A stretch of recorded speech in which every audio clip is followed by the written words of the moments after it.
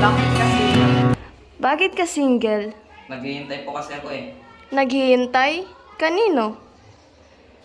Sorry, wait lang. Sorry, traffic. Dito. Ano na naman yan? Assignment ko sa math immersion. Sinasagot mo? Oo. Buti pa yung assignment, sinagot mo na. Uy, may pag-asa ba ko sa'yo? Anong klaseng tanong yan? Tanong ng umaasa. Tigilan mo nga ako.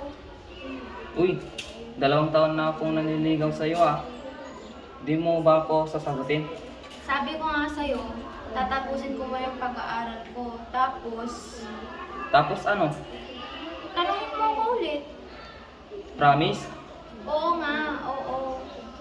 Sige na nga. Stalis daw. Stalis lang ba talaga? Tigilan mo nga ako.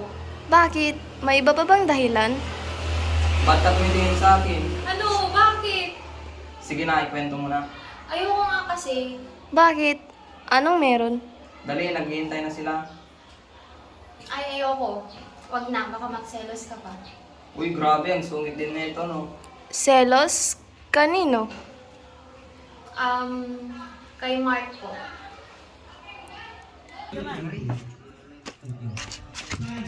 Bebe ko. Oh, bakit sad yung bebe ko? Kasi naman tong psychosis na to, pinapahirapan ako. Di ko magets.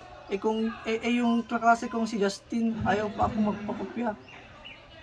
Babagsak na ako nito. Tulungan mo naman ako, please, bebe ko. Bebe ko, may klase pa ako. Bebe ko, please, promise kong tutulungan mo ako. Libre kita ng lunch. Lunch mo. Next week. Sige na nga. Kahit wala ng lunch, sana sinabi mo na lang sa akin ng diretso, di ba? Lakas talaga ako sa bebe ko. Thank you, bebe ko. Ang batoy ng bebe ko, no? Hindi. Iba kasi pag first love, yung parang lahat ng ginagawa niyo, dapat relationship goal.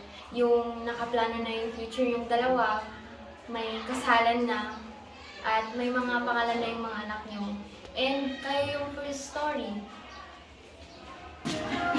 The Santos for review.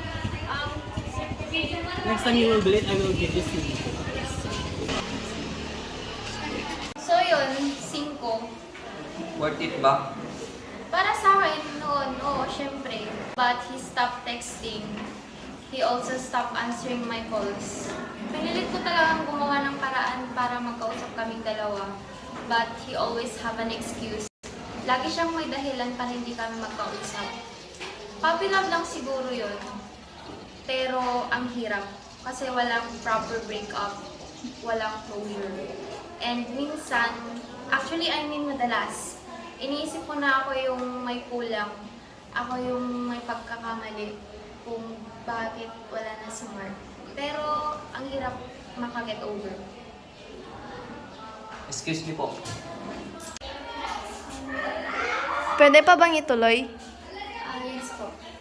Para sa'yo, sino si Julius? Si Julius, yung laging nandyan pag nalulungkot ako. Siya yung palaging nagpapasaya sa akin.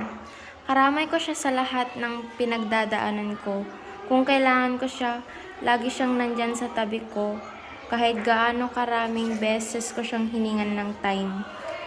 Andyan pa rin siya para hintayin ako. At kung ikukumpara ko man sila ni Mark, si Julius yung mas mature, mas sincere, tapos mas totoo. Kahit loko-loko yun, seryoso yun sa gusto niyang marating sa buhay. Uy, seryoso rin ako sa'yo. Sorry po nga pala, tumawag lang si mama. Gaano ka kaseryoso? Basta ang alam ko lang, lagi ko siyang iniisip. Yung kahit sa pagtulog ko lang, yung mukha niya, yung nakikita ko. At kapag di niya ako pinapansin, parang gumugulo yung mundo ko. At di ko siya nakikita, lagi siyang hinahanap-hanap. Yung parang kinakabahan ako. Kapag narinig ko ang pangalan niya, bumibilis ang tibok ng puso ko. Sa madaling salita, gumagawa ako ng kalokohan at katangahan. na hindi ko naman ginagawa dati. Pero wala eh.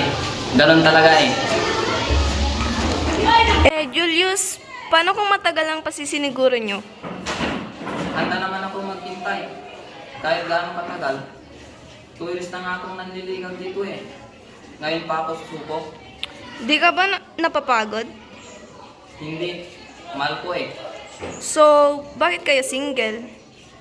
Eh kasi hindi pa siya. Hindi na po siya single.